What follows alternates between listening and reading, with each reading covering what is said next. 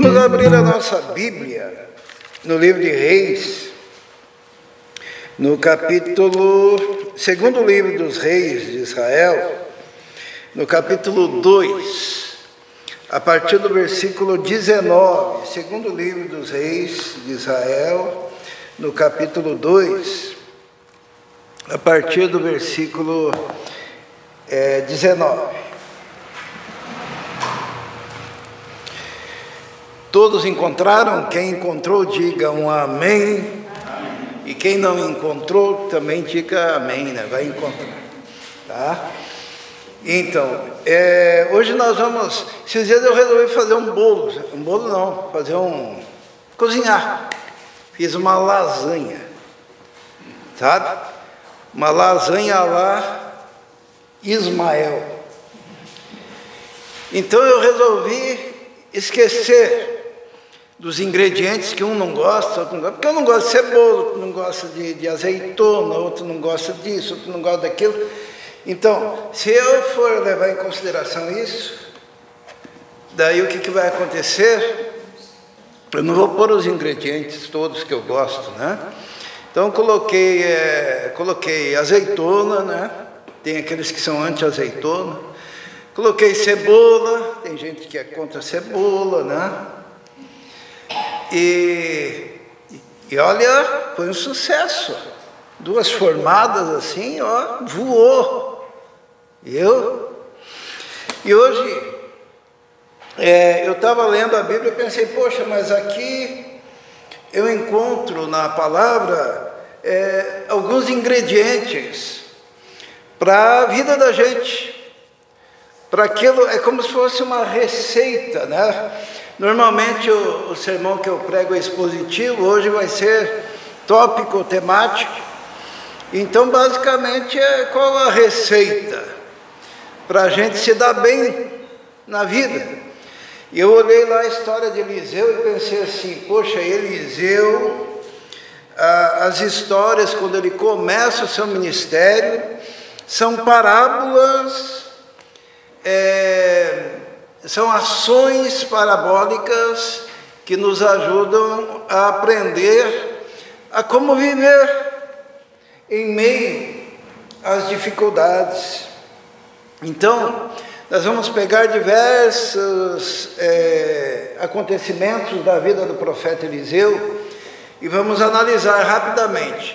Já que todo mundo conhece as histórias, vai ficar fácil, né? Todo mundo aqui já participou de escola bíblica dominical, né? Quem aqui não sabe o que é escola bíblica dominical? Não existe mais, né? Mas tinha que existir.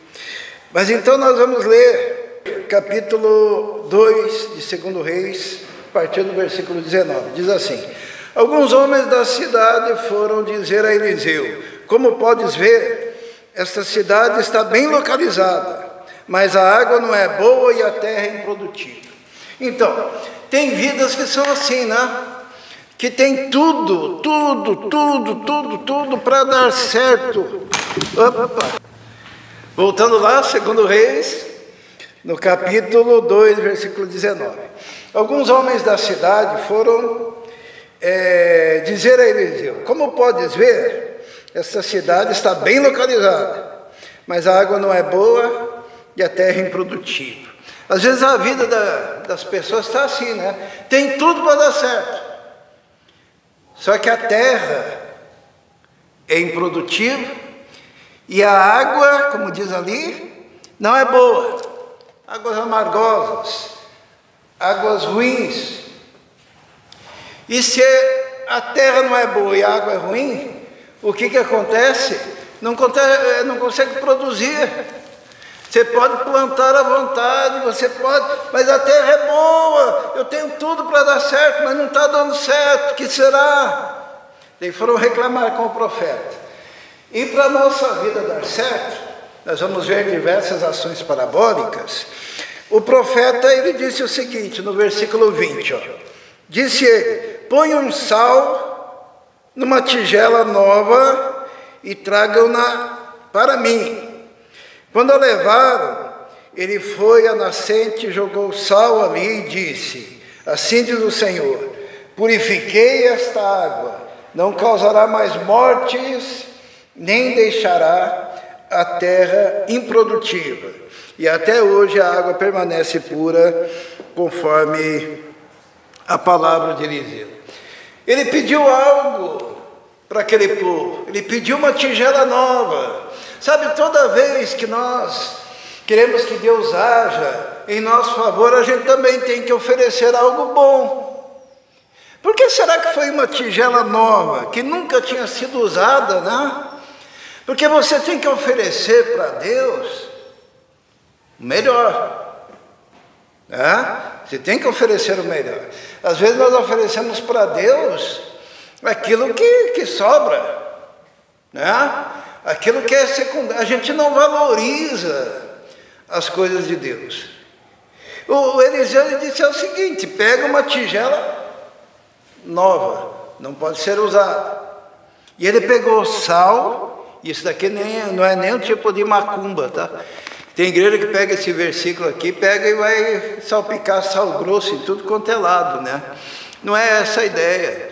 Até quando Jesus falou assim, vós sois o sal da terra, eu acredito que ele estava pensando até nesse episódio do Velho Testamento, em que o sal, sendo jogado naquelas águas, salvou, purificou as águas e abençoou a terra. E se nós queremos a bênção de Deus, nós precisamos entender que nós somos o sal da terra. Significa que se nós entrarmos em qualquer lugar, em qualquer ambiente, esse ambiente, ele deve ser purificado pela nossa presença, pelo nosso testemunho, pela nossa ação. E assim, o povo de Deus vai sendo salpicado, semeado pela terra, e aquela terra amaldiçoada que não produz, ela começa a produzir. Aquela água que não prestava, ela começa a ficar potável. A sequidão, ela deixa de existir naquele lugar. Porque quando a gente chega perto de alguém, a gente tem que trazer vida. E aquilo que é improdutivo tem que tornar-se produtivo. Nós somos o sal da terra, nós somos a luz do mundo, nós somos a igreja do Senhor. E uma historinha interessante do cara que estava querendo pular da ponte, né? E ia se suicidar. E daí um crente viu ele e não faça isso, espera. E daí aquele, mas eu estou com muitos problemas. Não, mas vamos conversar, me conte os problemas. Daí aquele rapaz que ia pular, ele começou a contar os problemas, porque aquele irmão imaginou assim, se ele falar bastante, ele desabafa, e daí consegue superar esse momento. Daí o homem começou, a minha vida é ruim, eu fui rejeitado, aconteceu isso na minha casa. E aquele irmão dizia, fala mais. E a minha mulher me abandonou, e os meus filhos não sei o quê. E daí fala mais. Eu perdi o emprego. E aquele irmão dizia, então vai, já estava 2 horas lá conversando, conta mais. E me aconteceu que uma doença, não, mas conta mais. No final da tarde, sabe o que aconteceu? Os dois pularam. Né? O cara, isto é, em vez do crente influenciar o indivíduo, ele não fala, ele fala de desgraça, e mais problema. Então, aquele cara trouxe mais sequidão para aquelas circunstâncias. Agora, o sal da terra, o que ele faz? Ele chega, fala da graça, fala do amor, está com problema, o Senhor Jesus já carregou esses problemas, nós vamos vencer juntos, nós vamos caminhar juntos. Em vez de trazer sequidão, ele traz que é bênção para a terra. Ele traz luz para a terra. Ele coloca no coração daquele indivíduo que está sofrendo algo da graça e do amor de Deus. Então, o primeiro ingrediente que eu queria deixar para os irmãos, se você está sentindo a sua vida improdutiva, as coisas não estão acontecendo do jeito que vocês imaginavam e sonhavam, comece a colocar sal em todos os teus ambientes, lembrando que esse sal é você mesmo. É você que vai trazer o tempero, é você que vai preservar, é você que vai ser a bênção e fazer com que aquelas águas se tornem potáveis, que aquela terra se torne uma terra abençoada. O segundo ingrediente que eu gostaria hoje de falar está no capítulo 3. Nós vamos ler, eu vou contar a história, no versículo 13. Vamos ler? Diz assim, capítulo 3, versículo 13. Tudo a história de Eliseu, quando ele assumiu o lugar do profeta Elias, né? Diz assim: Eliseu disse ao rei de Israel: nada tenho a ver com você, vá consultar os profetas do teu pai e da tua mãe. Eliseu estava bravo, estava chateado, o coração dele estava, né? Porque ele não gostava daquele rei, aquele rei era mau. Sabe, alguém que chega para o profeta e diz: eu quero um conselho, eu quero uma palavra. E o profeta diz: vai consultar os profetas do teu pai, vai consultar os profetas da tua mãe, não é que me incomodaram. Ele estava assim. Você já se sentiu assim? Irritados com as circunstâncias? Você não quer dar testemunho, você não quer falar nada. Sabe que às vezes no ministério a gente se sente assim, né? A gente quer ajudar, a gente quer abençoar, a gente percebe que a pessoa não quer, e não ouve, e não se converte, e não quer conselho, e quer continuar a ter a vida desgraçada. De repente ela chega de novo para o pastor e diz: olha, eu preciso da palavra. E o pastor pensa: vai consultar o profeta da tua mãe, profeta do teu pai, para de me incomodar. Só que daí o profeta Eliseu, olha o que aconteceu. No versículo 14, diz assim: então Eliseu disse: juro pelo nome do Senhor dos Exércitos, a quem sirvo, que se não fosse por respeito a Josafá, rei de Judá, eu não olharia para você, nem mesmo lhe daria atenção. Mas agora, traga-me um arpista. Enquanto o arpista estava tocando, o poder do Senhor veio sobre Eliseu, e ele disse: assim diz o Senhor. Os irmãos percebem? O segundo ingrediente, sabe qual que é? O primeiro é o sal, né, que somos nós. O segundo é o louvor, é a adoração. O profeta não queria atender o rei, estava com raiva. Ele vai consultar o profeta da tua mãe, do teu pai, não me incomode. Daí, num dado momento, ele disse: sabe o que? Eu vou cumprir o meu papel. Chame o artista. Vamos louvar. Eu vou adorar a Deus. Eu vou cantar. Eu vou ouvir canções. E enquanto ele ouvia canções, o que aconteceu? O Espírito do Senhor veio sobre ele. Ele abriu a boca e começou a profetizar e disse: assim diz o Senhor. Se nós queremos transformar as nossas circunstâncias, nós devemos ter louvores nos nossos lábios.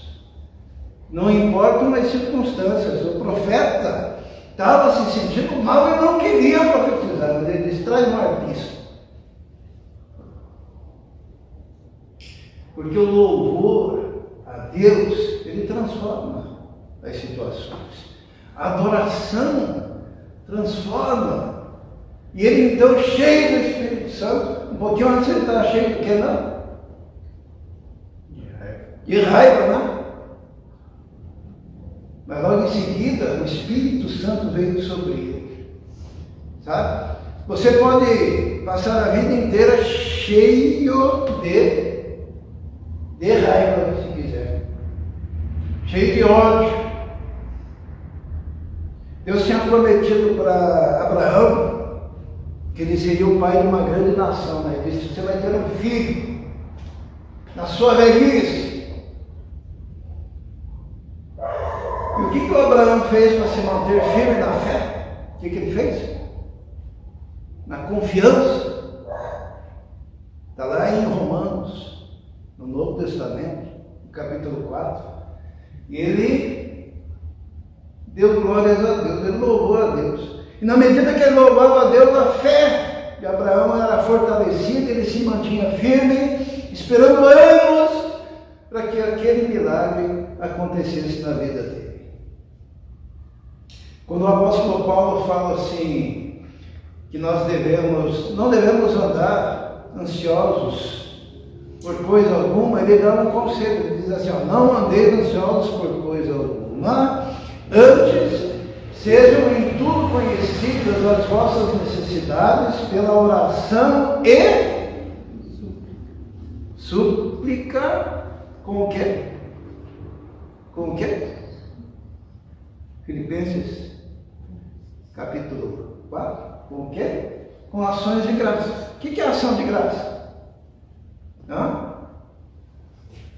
Louvores, adoração. Você está ansioso, você pega aquela ansiedade, lança sobre o Senhor, transforma em oração e começa a louvar a Deus. E o louvor e a adoração transformam as suas circunstâncias. O segundo ingrediente é o louvor, porque muitas vezes na vida da gente você está passando por dificuldade, está passando por problemas, sabe o que você faz? O que você faz? Reclama, blasfema, fica questionando Deus. Não é isso? Paulo e Silas, eles estavam nus, tinham sido açoitados, estavam cheios então de marcas pelo corpo, amarrados no tronco, na parte inferior, interior, lá no fundo da cadeia. E o que diz a palavra de Deus? Que lá pela meia-noite, está no capítulo 16 de Atos, lá pela meia-noite, o que eles faziam?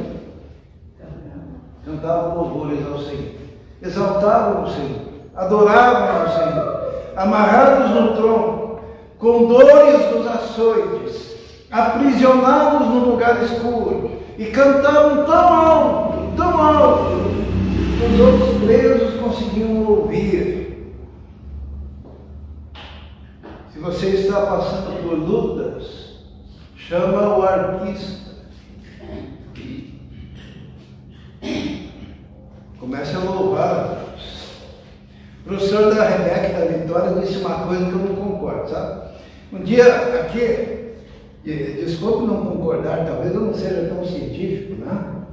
Mas um dia aqui, o grupo de louvor estava cantando e apareceu uma voz que não era deles, tá? Está gravado. Era de vocês aquela voz? Não, uma voz. Cantando junto. Tá? Daí a gente ouvindo lá, você lembra? Você não estava? Então, daí a gente admirava assim, né, da onde que vem essa voz, né? Seriam dos anjos, né? Que alguém aqui já viu anjos por aqui, sabe? Já viu? Tá? Seriam dos anjos.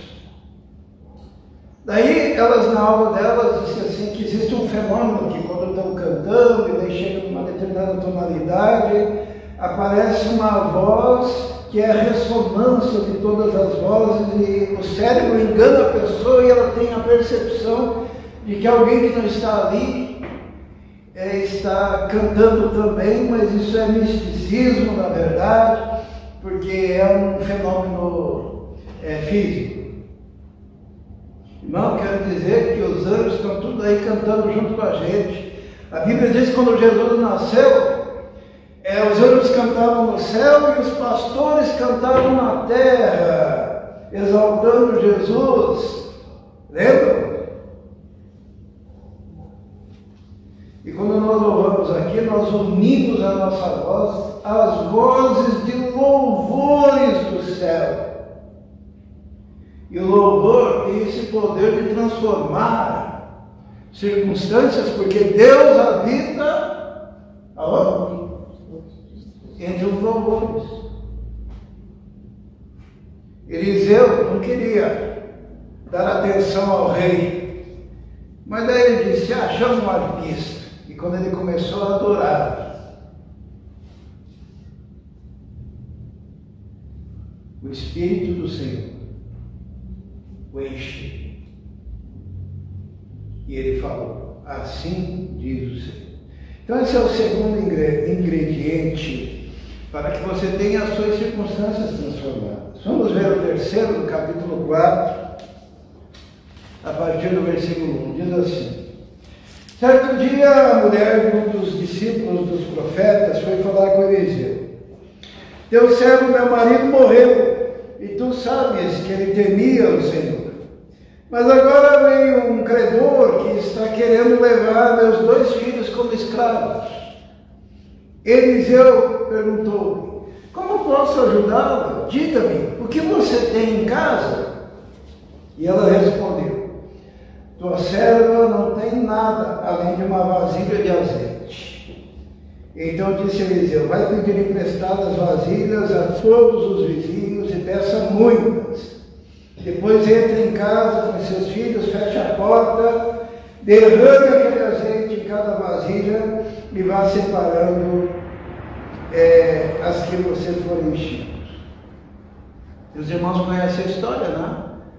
Que foi enchendo as vasilhas, enchendo. Enquanto tinha vasilha para encher, o azeite foi se multiplicando, até que acabaram-se as vasilhas e parou então o azeite. E Eliseu disse: agora vem esse azeite, paga a tua dívida e viva como o restante. Deus das provisões, né? Mas o que eu quero chamar a atenção como ingrediente para que você possa ter a sua vida transformada é que Eliseu perguntou: o que você tem em casa? E a mulher disse: olha, a serva não tem nada além de uma vasilha de azeite. Ela tinha um pouco de azeite, né? E sabe o problema? O problema é que às vezes você não tem nem um pouco de azeite. Por quê? Porque a sua vida está secando. O azeite que simboliza o Espírito Santo. O azeite que simboliza a unção. E sem unção você não tem nada. Sem um pouquinho de azeite, pelo menos um pouco, para que aquilo se multiplique. E por que não tem nada? Porque você não guarda nada. Quando você não armazena, como que a nossa fé se multiplica? Como é que é mesmo? Está lá em Romanos. A fé vem pelo ouvir. Ouvir o quê? A palavra de Deus. Mas se você não ouve, se você não tem comunhão, se você não participa, essa viúva, ela dizia assim: olha, meu marido, ele era um dos teus colaboradores, ele era o que mesmo? Ele era um dos discípulos, né? Discípulos dos profetas, ele era um seminarista. Naquela época tinha as escolas de profeta. E a nossa casa ainda tem resquícios da bênção, da graça, da misericórdia, do amor, do entendimento, do conhecimento. Mas se você abandona a comunhão do povo de Deus, o estudo das Escrituras, o ouvir da palavra de Deus, e você vai se secando e perdendo, e o profeta diz assim: o que você tem em casa? Olha, já não tenho mais nada, mas nem um pouquinho de azeite, nem um pouquinho de azeite. O provérbio diz assim: nunca falte óleo para a sua cabeça.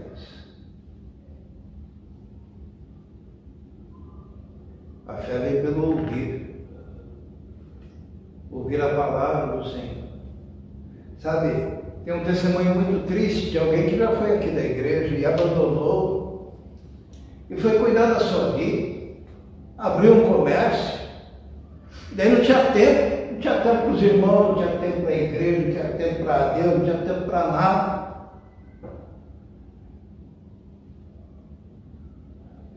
E hoje em dia chora. A Bia teve o testemunho que conversou, né? Não tinha muito o que fazer. Se não tem mais nem um pouquinho de azeite, como é que vai dizer para multiplicar o que não tem? E é derrame do marido, é derrame da pessoa, é filha morando com mulher, é a vida se destruindo, e a vida não se destrói de repente, ela se destrói aos poucos. Você não leva Deus a sério, daí um dia vem chorar: ai, o meu filho. Mas você levava ele na igreja, você orava por ele, você pegava na mão dele, você aconselhava ele, você lia a Bíblia junto com ele, você se ajoelhava junto com ele. Ou você é alguém que simplesmente abandonou a comunhão com Deus? A Bíblia diz assim: se aproxime de mim, Deus te fala, né? E eu me aproximarei de você. Mas você vive distanciado do Senhor. E depois, quando vai chorar, não tem nem um pouquinho de azeite. Se tem um pouquinho de azeite, Deus quer multiplicar. Mas eu estou seco. Não veio mais nada. Esse ingrediente agora, ó, que você tenha uma reserva na sua casa. Uma reserva de azeite, uma reserva de unção, uma reserva de poder, uma reserva da graça de Deus, do entendimento das Escrituras, da comunhão, porque quando tudo falhar, você vai ter ali o povo de Deus do teu lado, você vai ter a igreja do Senhor, você vai ter a unção do Senhor, você vai ter a palavra do Senhor.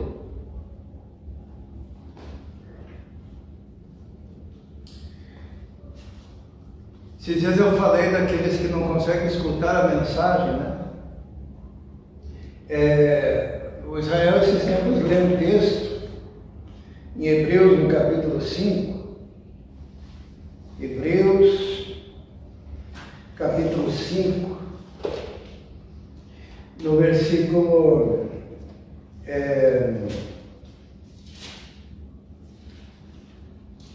12, ou melhor, no versículo 11,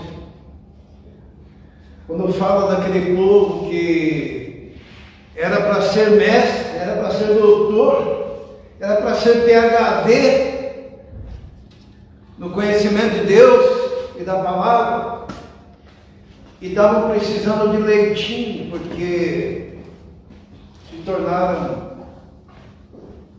faltos de azeite.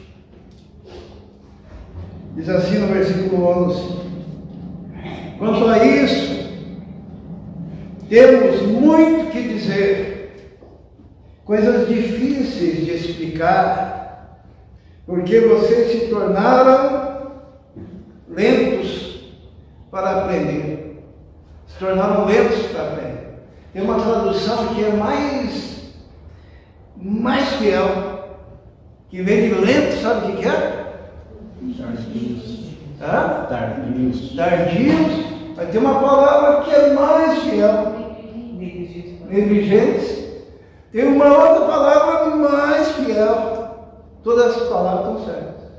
Sabe qual que é a palavra? Tem uma tradução que diz assim: vocês se tornaram preguiçosos para aprender. O que é uma pessoa preguiçosa para aprender? É uma pessoa tardia para aprender, é uma pessoa lenta para aprender, é uma pessoa surda para aprender, que não consegue aprender. E olha, quer morrer? Pare de aprender. Tem lugar que vocês não aprendem nada, não adianta. Você vai ter um fiozinho na espinha, vai ter, que bom, mas não está aprendendo nada. Porque não tem quem ensine. O eunuco estava lá no deserto, e Filipe pergunta: entendes tu o que lês? O que o eunuco respondeu?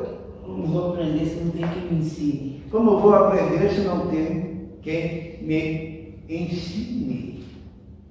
E daí Filipe pegou aquele texto que estava lendo e a partir dele falou sobre Jesus, expondo as escrituras todas. Mas o preguiçoso para aprender é aquele que, quando o pastor começa a falar, a mente desliga totalmente.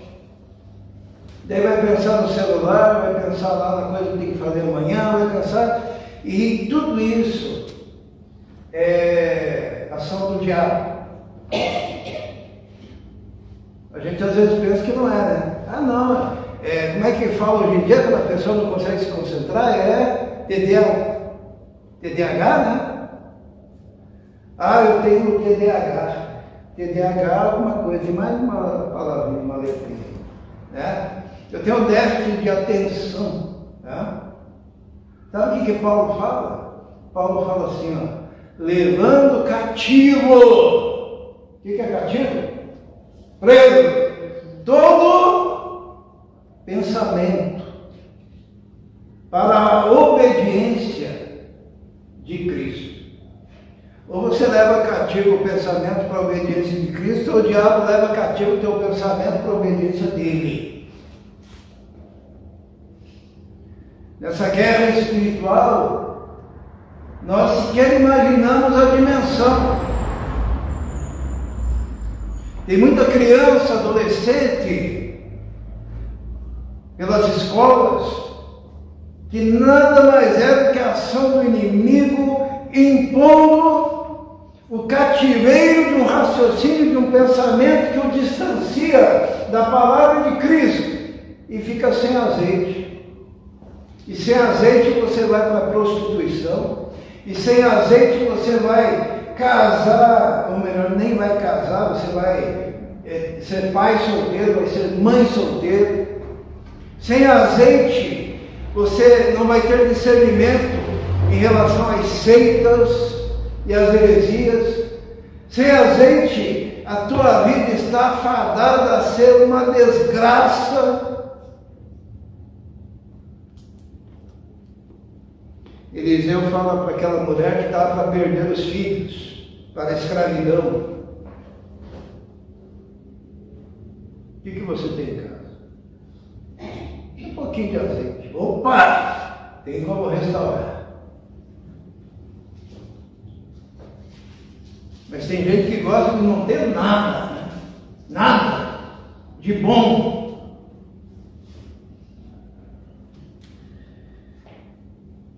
Então, esse ingrediente é um pouco de azeite. Olha aí, ó, nossos ingredientes, hein? Vamos um pouquinho à frente. No capítulo 4, no versículo 38.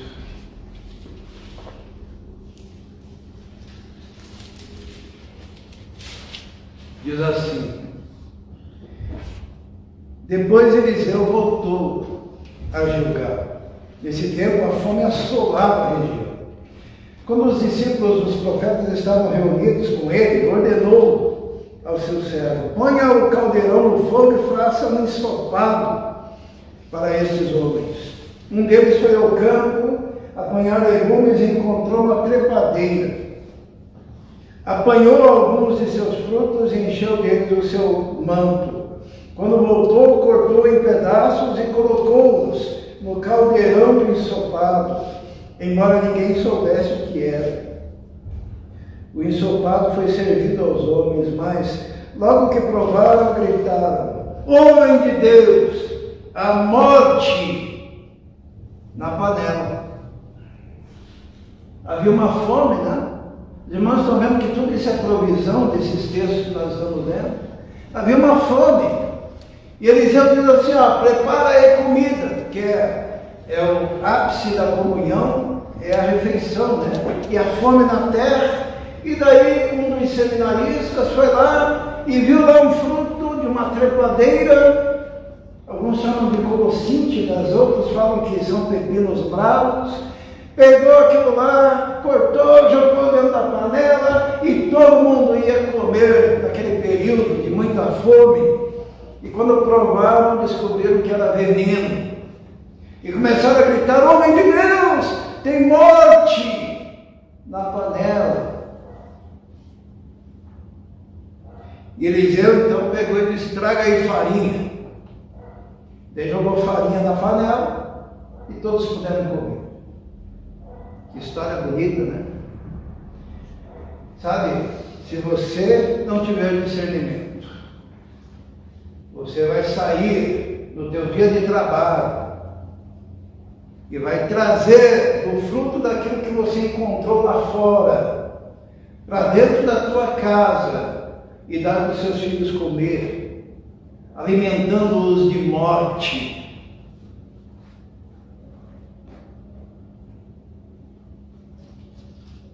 Eu estava com a Marilda no centro de Curitiba e alguém ofereceu um livrinho, né? E daí eu fui bem mal educado e disse: não quero. Eu não vou levar morte para dentro da minha casa. E era um livro cheio de heresia. Mesmo sabendo que aqui em casa o pessoal tem conhecimento suficiente para discernir entre o bem e o mal. Mas eu já vi cada coisa que é levada para casa. Cada porcaria. E daí os filhos comendo aquilo que não presta. Porque nós mesmos nos encarregamos de levar para dentro da nossa casa veneno e colocar na panela e dar para o filho comer. E quando um filho se levanta e vai lá e diz: olha, eu vou comer um pouco daquele veneninho ali.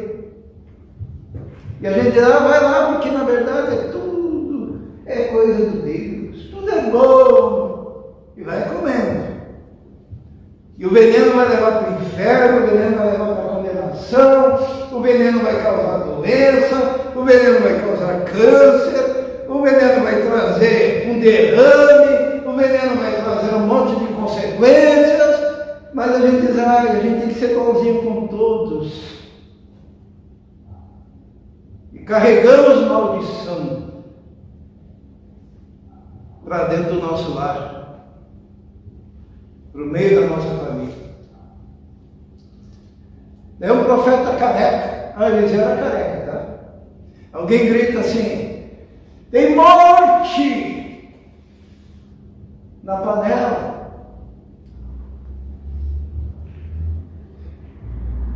E a turma do deixa disso diz: não, coma, meu filho, pode comer mais. E não sabe que está matando aqueles que daquilo se alimentam. Esse ingrediente que eu quero trazer agora é discernimento. Teu filho, tua filha, tua família, tua mulher, teus amigos, teus parentes, eles não vão morrer de repente, porque você está dando veneninho em doses homeopáticas. Vai ser lá na frente.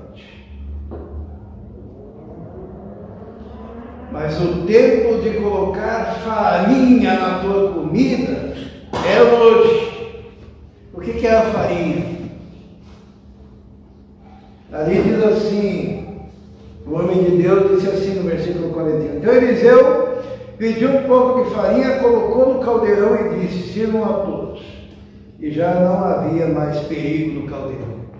Farinha, trigo, pão. É a palavra de Deus. É o antídoto. Mas você só vai ter o antídoto se você ouvir a palavra.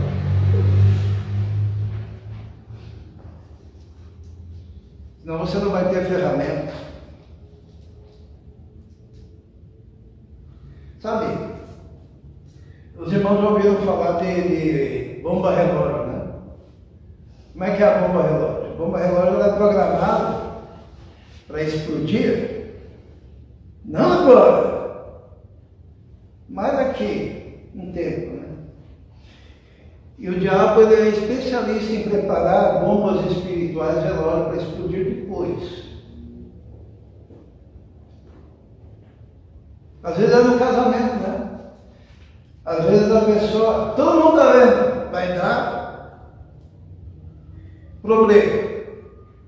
Às vezes vem umas expressões que eu não posso dizer. Vai dar problema. Porque é uma bomba relógio, não vai dar problema agora, vai dar problema daqui 3, 4, 5 anos, 10 anos. Às vezes a forma como você educa os seus filhos vai dar problema.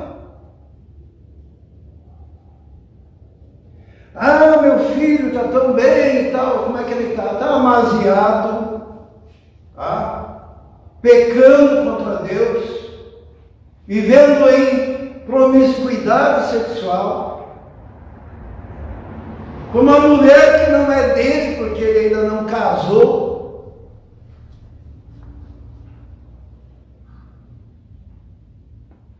E eu posso dizer o seguinte, vai dar problema. Agora, talvez não. É a bomba relógio. O diabo dá presente de bomba relógio sem a vontade, sabe? Por isso o discernimento, não leve morte para a sua casa. Não leve condenação para a sua casa. Achegue-se ao Senhor.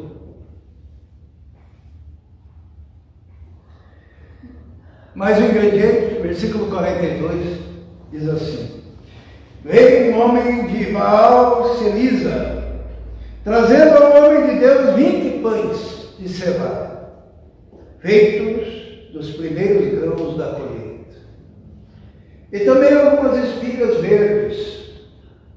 Então Eliseu ordenou ao seu servo: sirva a todos.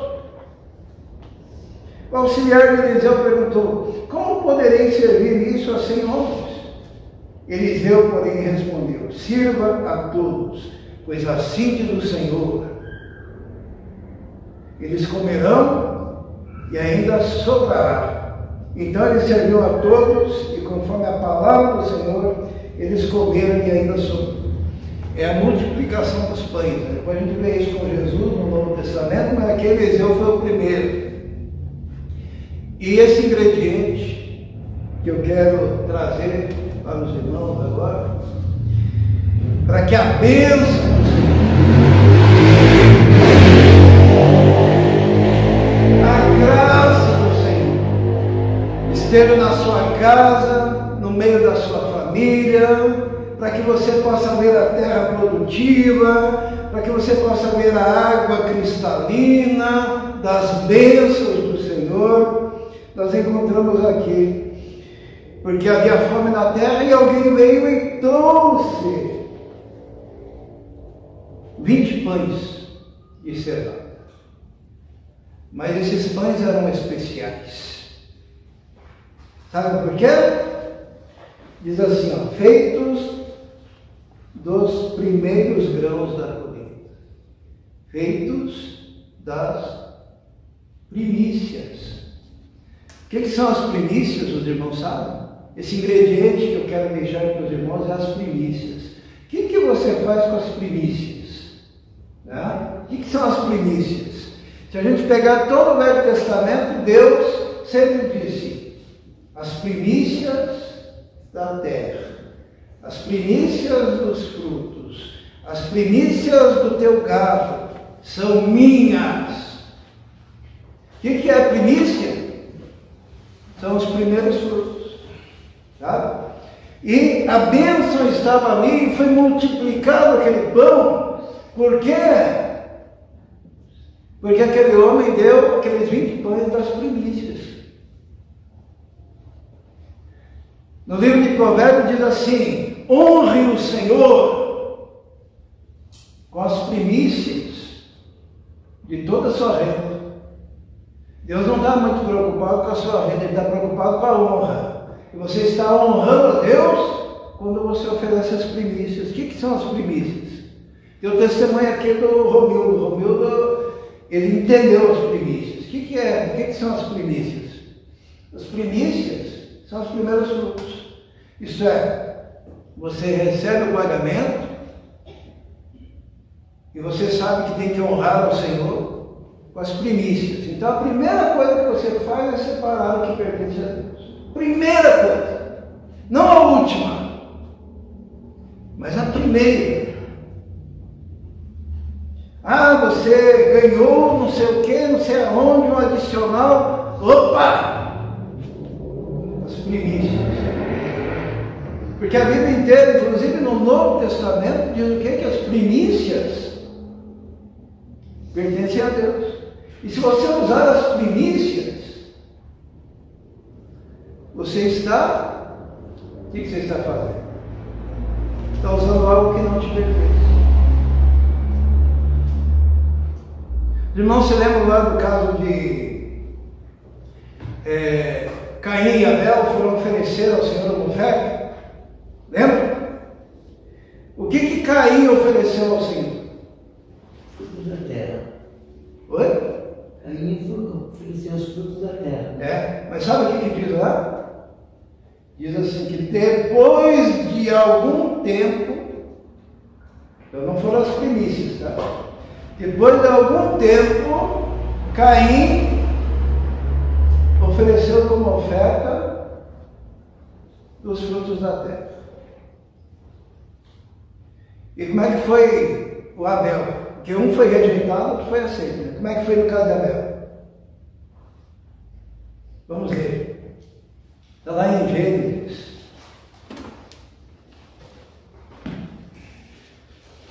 No capítulo 4.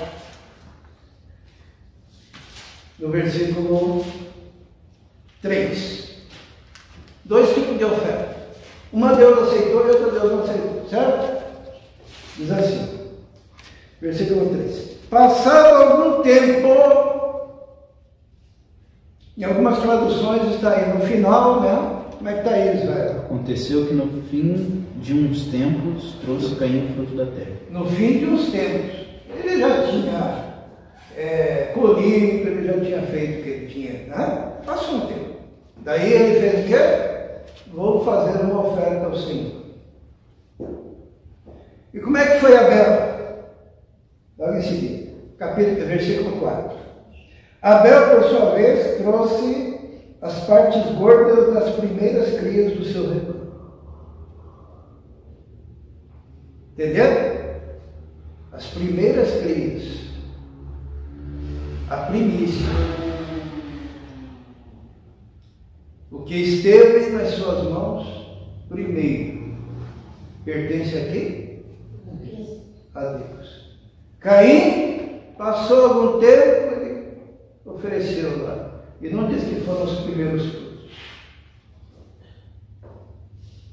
Caim foi rejeitado e Abel foi aceito. E o que Deus falou para Caim? Caim, se você proceder bem, você também será aceito. O que seria proceder bem?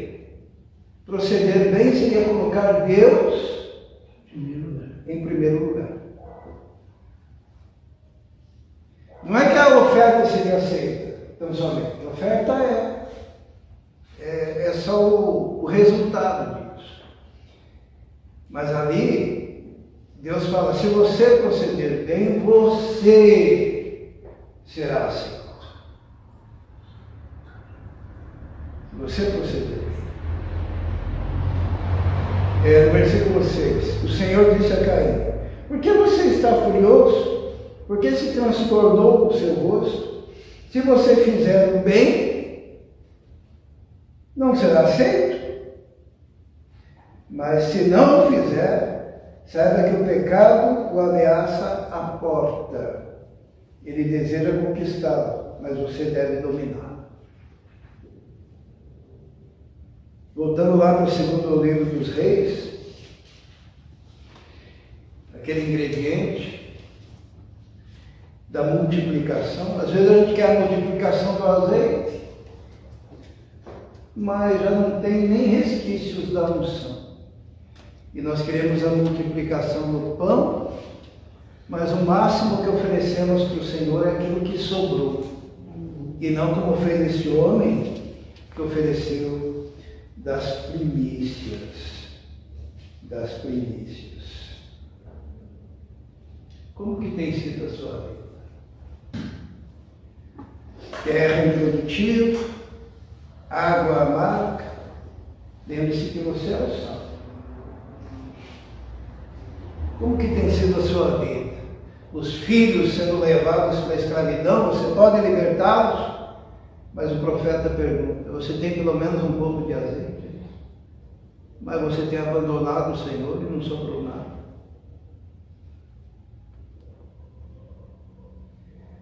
Você só resmunga da vida?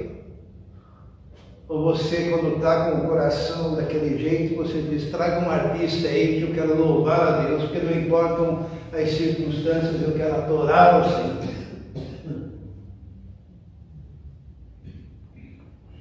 E você? O que você tem oferecido ao Senhor? O resto? Não as primícias? Por exemplo, quando você acorda, o que seriam as primícias do seu tempo? Aquele primeiro momento, né? Você acordou, você acorda e você diz: Senhor, muito obrigado, aleluia, glória a Deus, estou de pé, estou vivo, estou respirando, vou trabalhar, estou forte. Ou você diz: estou atrasado. Levar no final da tarde você pensa assim: poxa, eu nem falei com o Senhor hoje, agora não dá tempo, vou falar com ele na hora de dormir. É quando você vai dormir cansado, você está oferecendo as primícias? Não, você pega e diz: Senhor, muito. Daí de manhã você diz: amém. Quando acorda, oferece o melhor para o Senhor.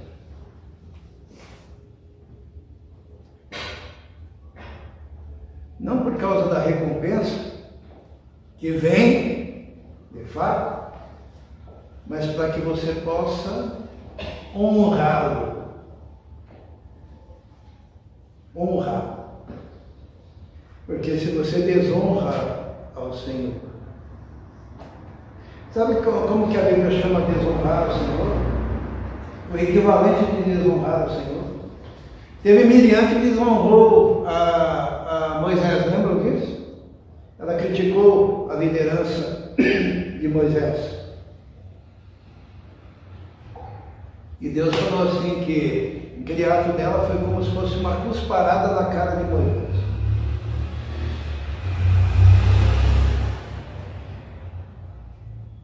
Alguém já recebeu uma cusparada na cara? Desonra é similar a uma cusparada na cara. E quando você desonra a Deus, basicamente é isso. Você está manifestando o seu total desprezo por aquele que te dá a vida, a existência e a capacidade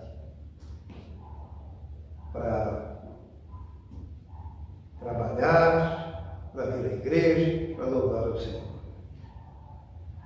Não é o que resta do seu tempo, não é o que resta do seu dinheiro, não é o que resta das suas habilidades, mas é o ápice do seu vigor que deve ser entregado ao Senhor. E enquanto há tempo, aprendendo a ouvir a voz de Deus, que nós não nos tornemos, como diz lá em Lucas, preguiçosos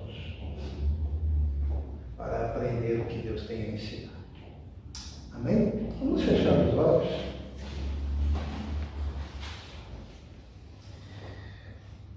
Senhor nosso Deus, pertencemos ao Senhor completamente. Nós somos do Senhor, totalmente do Senhor. Por isso que o nosso tempo é do Senhor. Por isso nós não queremos tomar do Senhor nem um minuto. Nós queremos consagrar ao Senhor todo o nosso tempo, toda a nossa força, todo o fruto do nosso trabalho. As primícias pertencem a Ti. Pedimos então a Deus que possamos honrá-lo com tudo que somos. Em nome de Jesus. Amém.